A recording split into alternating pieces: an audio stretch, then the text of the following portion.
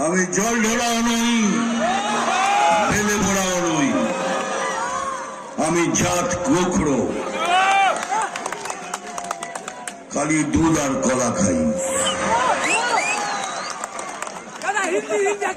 এবার একটা seriously dialogue বলবো, ভালো করে শুনবেন। নাম তুফান, বছরে এক আধবার আসি। 1000 টাকার লক্ষ্মী ভান্ডার পাচ্ছেন, নিন, খুব ভালো কথা, কেন এটা তো আপনাদেরই পয়সা। আমি একবার বহরমপুর গেছিলাম, এক টোটো চালকের সাথে দেখা হলো, কিরে কেমন আছিস, ভালো আছিস, 1000 টাকা করে তো পাচ্ছিস। বলে দূর দাদা, একটুখানি লিমিট ক্রস করলে 1000 টাকা পুলিশ নিয়ে নিচ্ছে, সেটাই ঘুরিয়ে ফিরিয়ে আমাকে দিয়ে যাচ্ছে। সত্যি কথা, রিয়েলি বলছি। আমাকে বললো যে জবাবে, তাহলে আপনার টাকা আপনাকে ফিরিয়ে দিচ্ছে, কিন্তু একবার ভেবেছেন 1000 টাকা তো নিচ্ছেন, খুব ভালো, কিন্তু আপনার যে ছেলেটা, যার বিবেক আছে, যে এইসব কুর্নীতি দুর্নীতি করতে চায় না, সে ঘরে বেকার বসে আছে, একবার ভেবেছেন? আপনার মেয়েটা ঘরে বসে আছে, একবার ভেবেছেন? আপনার স্বামী বেকার বসে আছে, একবার ভেবেছেন? আপনার পীড়িত বাবা মা বাড়িতে বসে আছে, ভেবেছেন? কেননা ইনি আয়ুষ্মান ভারতকে আসতে দেননি। আয়ুষ্মান ভারত এলে পরে 5 লক্ষ টাকা সেবার জন্য আপনারা পেতেন। অনেক লোক পায়, পুরো ভারতবর্ষের লোক পাচ্ছে, কিন্তু বাংলার লোক পাচ্ছেন না, কেন? উনি আটকে দিয়েছে, আয়ুষ্মান ভারত হতে দেব না।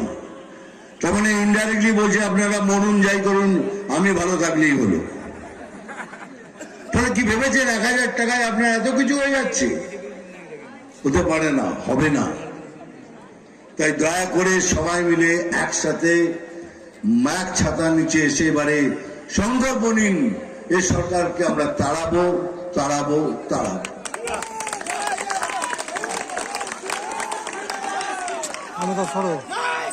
বেশি কথা আমি বলি না, কাজের কথা বলি।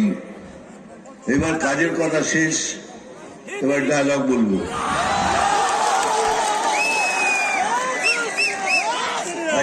ওটা তো বলতে পারবো না, কে রাঁধবো খিচুড়ি এখানে, খাবি তোরা এখানে সেখানে। এই রে সাপেরটা না রে,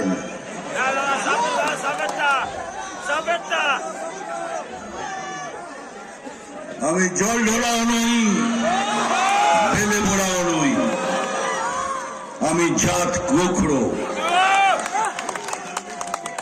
খালি দুধ আর কলা খাই। এবার একটা সিরিয়াসলি ডায়লগ বলবো, ভালো করে শুনবেন। নাম তুফান, বছরে এক আধবার আসি। যখন আসি তখন প্রলয় ঘটে, আর যখন যাই, যারা নিজেকে ভগবান মনে করে তারা নিজের অস্তিত্ব খুঁজে বেড়ায়। কিছুদিন ধরে আমার মনের মধ্যে একটা উৎসাহ তরঙ্গ চলছে, মনটা ভালো নেই। কেন নেই সেটা হলো এই জন্যই কি আমি কি এখনো পশ্চিম বাংলায় আছি না বাংলাদেশে আছি।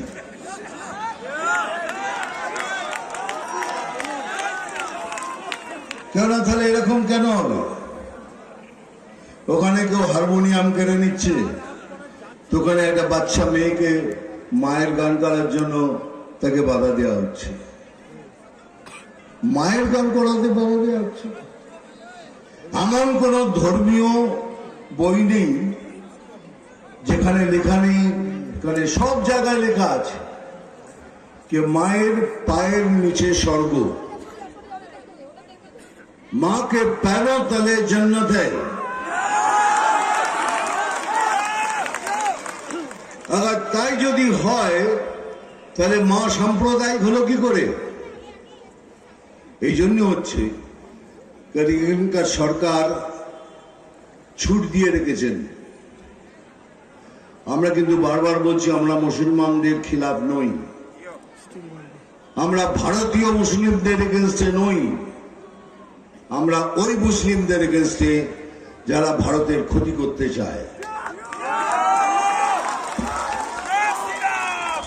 আর তাদেরই এই সরকার ছুট দিয়ে রেখেছেন, আপনারা যা ইচ্ছে করুন, হিন্দুদের ধরে মারুন, জ্বালিয়ে দিন, অপমান করুন, যা ইচ্ছে করুন, আমরা কিছু বলবো না, কারণ আপনাদের আমরা আঘাত দিতে চাই না।